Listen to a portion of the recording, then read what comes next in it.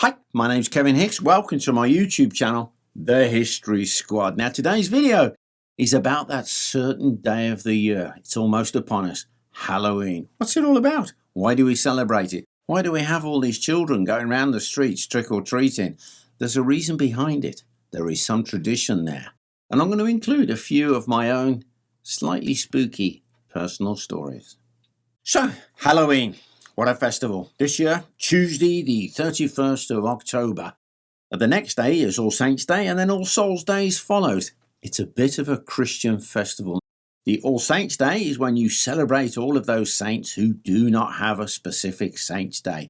And then All Souls' Day is when you remember those of your family who have passed away. But the origins of All Hallows Eve, Halloween, they go back to the Celts over 2,000 years ago. Now, if I get this pronunciation right, I'll be dead chuffed. Samhain or Samhain. It's the old Celtic word for Halloween. Now, basically, it comes at the end of the harvest festival. All the crops are in. Everybody can celebrate. But what's coming is the dark winter. That's the season when more people die than any other season. You have got to mark it. So they have these enormous ceremonial bonfires. The Druids will be in control. You will take sacrifices, maybe a small animal, maybe some crops to be burned on the sacrificial pyre. And then you will take, at the end of this All Hallows Eve, you will take a firebrand from the sacred bonfire, take it down to your house and relight your hearth fire, because you put it out before you left the house. Now that fire must burn, keep the house warm for the rest of the winter. But that's just part of it, because there are traditions here, and a lot of them lost to time. But it's interesting because the Romans came along and they left some of their own traditions. They left their mark on our Halloween. So the Roman festival of Veralia, the passing of the dead. Now you couple that with Pomona, the goddess of fruit and vegetables, apples, pomona. Then you take the apple bobbing and you put that into your Halloween. Actually, that apple bobbing's Roman. Everybody appears to have had a little bit of influence on our ancient Celtic Halloween. But today, it's quite interesting, isn't it? Those pumpkins. Why do we have the carved out pumpkins? As a kid in industrial Birmingham in England, as a little boy, I had no idea what a pumpkin was. You see, some of the kids, they hollowed out Swedes and cut faces into them. Not Swedes as in the people, you understand. Swedes as in the vegetable. But you've got to look at the turnip, because that now goes back into folklore of Ireland. Jack-o'-lantern. Jack was on his way home. I think he may have been a little bit drunk when he's accosted by the devil himself.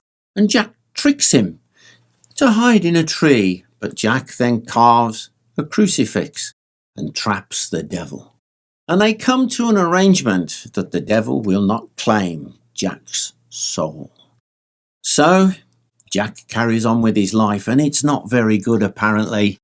And when he dies, he goes up to heaven because the devil made his promise. He's not going to have him down there in hell.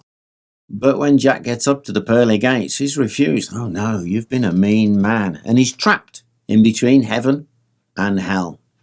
And to light his way, he carves himself a big fat juicy turnip. And he puts a face into it so he can see where he's going. And that's why we carve out pumpkins to this very day. It is a different version of the jack-o'-lantern used to ward off the evil spirits. But it doesn't explain why we have hordes of children, adults too, in their parties, who have these costumes. They dress like witches, they dress as somebody else. Well, even that has its roots in the Celtic traditions over 2,000 years ago, particularly in Scotland, so I understand. People had the guise, the disguise. They wore a disguise so that the vengeful spirits that roam could not pounce upon the people they're looking for, because they are disguised. And there's another tradition, trick or treat. But from what I've read, it doesn't come from the ancient days of the Celts. This is 15th century. And this is the giving of the Soulcakes, where poor children would come to the better off houses, they'd knock on the door, they may sing a song. But what they're looking for is the Soulcakes. Now these were religious, just like hot cross buns. They've got a nice cross on it at Easter. The Soulcakes also had a cross because it's the giving of alms, it's charity. Now you will be there with your Soulcakes, just flatbread basically. You will give it to the poor people who will then pray for the souls of your family who have passed away. If somebody in the 15th century knocks on your door and you have no Soulcakes, or you've run out, or you're just a misery, they will play a trick on you, but it must not be an evil thing, just a little bit of mischief. Trick or treat. Soulcakes, that is your trick or treat. You know, working at so many historical sites, castles, houses, that kind of thing, I've often been asked, is it haunted? And I suppose I am interested in ghosts, but I'm more interested in ghost stories. Where do they come from? And the First World War figures big in my life, and I've never forgotten a story I heard when I was a lot younger about a British Army patrol that was lost in no man's land. And they're in dire straits.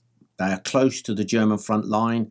They're wallowing in the mud. It must have been unbelievable when their own officer finds them. He's come over the top of his own trench. He's crawled out into no man's land to find them. And their officer drops into their shell hole. Where are you going? What are you doing? And he leads them back to their own front line. And one by one, he lets them go through the barbed wire, down through their own parapet. The last man comes in, but the officer doesn't follow them. Their staff sergeant who's waiting for them. Where have you lads been? We've been worried sick. We got lost. We were right up on the German front line, close to their barbed wire. How did you get back? Captain so-and-so led us back. And everybody around looks at them. What? Yeah, he came out, found us, he led us back. And the staff sergeant said, impossible. And they says, why? He pointed to an arm hanging over the parados, the back of the trench. That's him there. He was shot dead 2 days ago. You know, I went to the Somme quite a few years ago now with some friends of mine. Both lads are ex-army, the same as me. And we're not fools. We just wandered those battlefields and you can feel the sorrow of the place. And I tell you, sometimes you just get that melancholy feeling because you know what went on. But as one First World War soldier out there actually said, how is God in heaven going to deal with all these souls? They're going to walk the battlefield forever. Well, we settled down at a famous place on the Somme and we sat there, brewed up a cup of tea as ex-soldiers do and were smoking a cigarette. And all of a sudden somebody spoke to me and I turned thinking it was my buddy, Gary, but actually he was here. And I look around, there's nobody there. And then somebody spoke to me again. And as I look around, the other guys are turning. And they're saying, there's somebody behind us. There's somebody around, but they couldn't be behind us. They couldn't be because our backs was against a mound of earth. Then we realized there were voices all around us. But they weren't talking to us. They were talking to each other. You see, the spot we were sat in, it was dark now. It was where a battalion of British soldiers at 7:30 on the 1st of July 1916 simply disappeared. They were blown to pieces. So we pack up our gear and we go back to our digs, place we were staying, go down to the bar for a beer, and the landlord who spoke English asked where we'd been. And when I told him, he said, in the dark, you went there in the dark. And we went, oh yeah. He says, did you hear them? And I said, what do you mean? Did you hear the soldiers? Well, that kind of spooked me. It's a local ghost story, and I felt not whoa, I felt sad. But I have another story where I became the ghost in somebody else's story.